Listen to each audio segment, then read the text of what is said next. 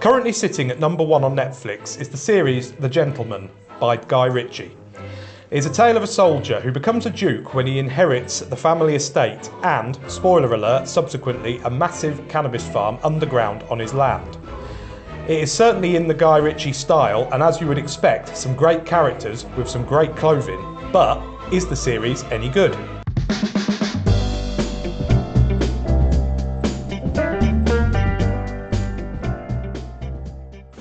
Hi, I'm Andy. And I'm Luke. And we're talking about The Gentleman. So, as we like to do, let's start with some fun facts. Guy Ritchie is the producer, and of course he's known for many films, including Lock, Stock and Snatch. I'm assuming you've watched them, Luke? I have, yep. Yeah. The TV series is an extension of the 2019 film, which starred Hugh Grant. Which, arguably, we were just discussing before filming. Is it an extension? Is it a parallel? Is it a... Not really sure. It kind of references things from the film, so yeah. Maybe it is an extension. And say Hugh Grant also is more of a bit part. Matthew McConaughey was the star, really, wasn't he? Yeah. Sorry.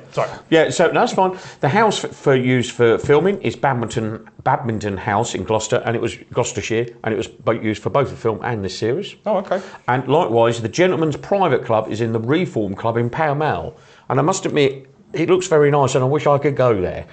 Maybe one day if Mod Shoes really takes off. Well, we never know. So, Luke, tell us what you liked or disliked about it. Well, I liked the serialised nature of the programme. I liked the fact that although it was one long story, it was kind of... Each episode was its own story. Yep. And therefore digestible. You didn't necessarily need to watch all of them in one go. Yep. So that helped because, I must admit, I didn't binge watch it. Me and Jem, my partner, we sort of watched 2 at a time kind of thing. Because it's like escapade, or we've got the episode guides here. Yeah. And they kind of do something in each of the episodes, so you don't need to watch the whole stories to kind of get it. Yeah, well, it's like, every episode is, this needs to happen, so therefore you need to do this. It's basic premise. I liked the moral, the sort of moral ambiguity of the characters. Okay. They did a good job of making you not like certain characters. Like Freddie, his brother, is such a weasel. You hated him, even though he's kind of almost for most of it one part of the group that you're rooting for. Yes. But you still can't stand him. It's well, for me anyway. I enjoyed that. Obviously, it was. I felt like it was poking fun at British aristocracy and corruption within it. Yes. But without directly slating them. If you know what I mean. It was kind of very subtly, but that was fun.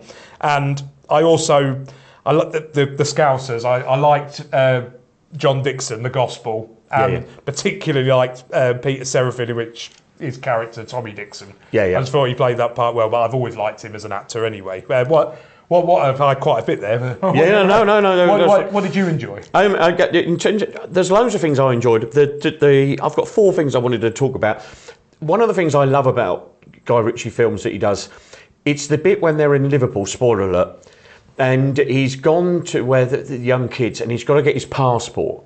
So he's rooting around the flat, he's looking for the passport, and as he's looking for it, he's found it just as this bloke comes in, and he's wearing headphones, and he's listening to some music, and he's not aware, and he's kind of getting away with being on his own, and all of a sudden he knocks the lead out the hi-fi, and the music just goes full blast, and you go, it's a real sort of, oh shit, sort of moment. Oh, bugger. And there's cables everywhere in this studio, that often there's quite a few moments like that. I love that. You know it's coming, kind of comedy moments. Yes. Yeah. The bit I love the way they intertwine a little bit of history, or knowing history in as well. And the episode with the Lord who's on the next estate, I forget who, it's Freddie Fox, Max Bassington. And he's playing the guy who collects Hitler's artwork, and supposedly has his one ball in the thing, doesn't it? It's all illuminated, and it's got the DNA of Hitler in it, and he's like obsessed. When Andy says ball, he means testicle. Yes, just that's in case exactly you were what- wondering. Yeah. But that's just hilarious because it's kind of one of those sort of jokes that people say in pubs and just kind of, Hitler's got one ball and all that sort of stuff. And I remember when he said, "And look, I've got it." It was just like, I was like, yeah, that's funny. I was proper laughing. It was, and there, Eddie and Freddie's sort of reaction Yes. to the fact that he's got it. Yes. They kind of look a bit like sort of dumbstruck, don't they? So, is this for real anyway? And Hitler's artwork, if you've seen Hitler's artwork, art historians say how rubbish it is. Yeah. And it's famously known for... Anyway, the other two things, there's loads of things I like about it, but there's two things I wanted to talk about, is I like the way Guy Ritchie shoots. Now, I don't know who does his cinematography, I should have checked. But there's what I call a lot of what I call wide angle shots. So if you're taking a picture like on your phone, you've got like several settings, they do a lot of it so it's really wide and they track. And I'm going to try and throw something up on the thing here now so you can see it. I love that. I love the way he tracks shots. I love the way that he'll be, if they're doing something, they'll shoot it at a different angle so you get the reaction. It's not kind of head and shoulder shots, as I call them, like you see on EastEnders. I like the way in his films, when they're introducing characters, they kind of do the stop and throw the name. They didn't really do that. They didn't do that in this series. No, I suppose I suppose it's a different thing. But in his films, I really like the way they do that. He does that. But And just another technical one, which I'm going to throw up on the screen we have to listen to Andy nerding off about cameras a lot. Yeah, but I do I do like the technical aspects, but it's what I call the last 10%. And I have a theory about what we call the last 10%. It's easy to do this, right, and do all these sort of things, but it's that last 10%. So when, like, if you put that camera on to Luke, it's about making sure it's nice and sharp there and blurred in the background. It's a technical thing. But when you're telling a story, it just adds that last 10% and it just rams home. Definitely. And Quentin Tarantino does it. Lots of the good people shoot well as having a good story. Do you understand what I'm trying to say? It's got to be, the story's got to be engaging and it's got to be visually engaging. Yes, it has. Yeah. So let's move on to clothing. Yeah. I'm wearing something that's very similar to, I've forgotten that man's name. The Gospel. The Gospel. The guy from Liverpool with the big beard. He's wearing a top very similar to Andy's, which I thought was quite amusing because otherwise he's really scruffy. Yes, but he's got like a Gabici on underneath. He's got really sort of smart Gabici, but then like a kind of scruffy leather jacket, a pair of old jeans, a massive scraggly beard. I found that quite amusing. Do you think there might be some product placement, Luke? Yeah. Right. Did you have something to do with it? No, but anyway. Fashion-wise, I mean, there wasn't too much that jumped out to me, really. I thought most people were in fairly normal clothes, I thought. I mean, considering Eddie's supposed to be a duke, like, really, he's just wearing, like... Well, that's a fair point then, because there's some other characters like the guy who, who's the guy who's in the Gentleman's Club? I mentioned him a second ago, Stanley Johnston, and he's in the Gentleman's Club, and he is refined. He's got a suit that's well made. They even shoot a bit, I think, when they're in his tailors and he's having it measured, and like you say, some of the characters are very, very smart, whereas the Duke himself, I don't think he's quite next land. But he's not exactly... No, but I imagine there will have been a reason for it. Yeah. But, I mean, it does kind of, like, come on to what we were going to talk about next, the things that we didn't like about this... Oh. Hello?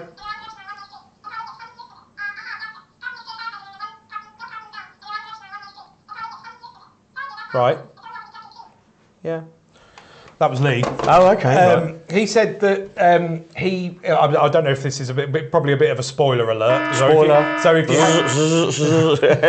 you haven't watched it, you might want to look away now. But Lee didn't like the fact that the sort of towards the end there's a standoff between Eddie and the Dukes and the family and the Scousers. Yes. And it just kind of fizzles out. It does. There's no real standoff, and it was a wasted opportunity for to sort of show the power that these people actually are supposed to have. Yes. And I think I would agree with that.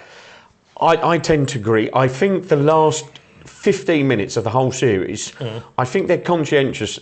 I don't know if they perhaps were wary that they've got series 2 to do. Yeah. And perhaps they probably shot 2 endings and then edited together an ending. Do you understand what I'm saying? Yeah, quite possibly. And I got the feeling that perhaps, I don't know, it just felt really rushed for that last 10 minutes. It did. I mean, I had down in my notes to mention I didn't like the way the ending just sort of fizzled out. Yeah, that didn't work. It felt like it fizzled out, and said it, like in Guy Ritchie movies, there's a lot more.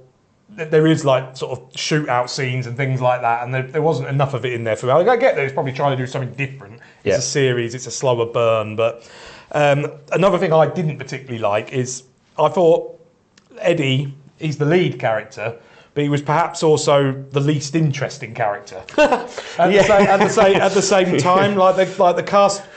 And it's quite common for series to do this. Like the cast around him were what kind of made the story. Yes. Like in a completely different example, but it's like that with Gavin and Stacey, the comedy series where Gavin and Stacey themselves are quite boring. It's the other characters around that kind of make the series.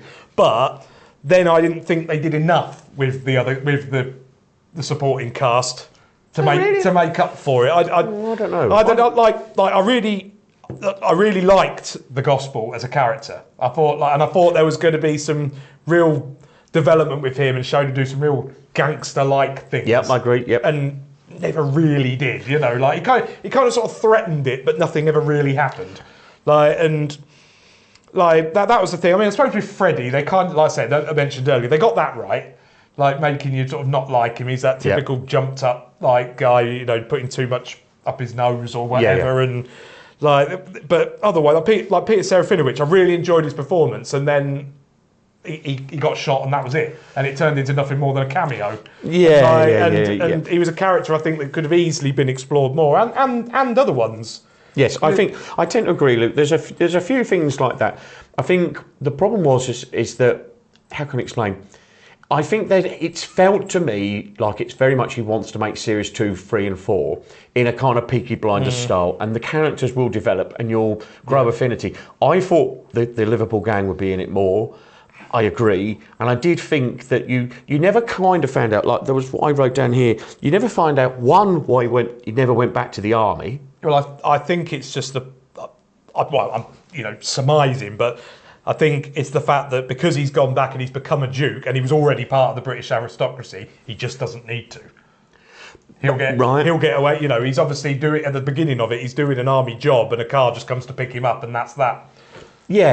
I tend to. I'm agreeing, and I think there was a few things where you sort of thought, hold on, that wasn't quite right. Do you know what I mean? There's just a few things where you just. Well, we haven't even mentioned Vinnie Jones's character as obviously a bit of a.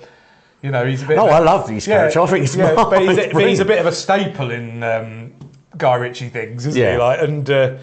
I liked his character, but again, I think they could have done more with that. The fact that he's obviously he's their dad, obviously, isn't he?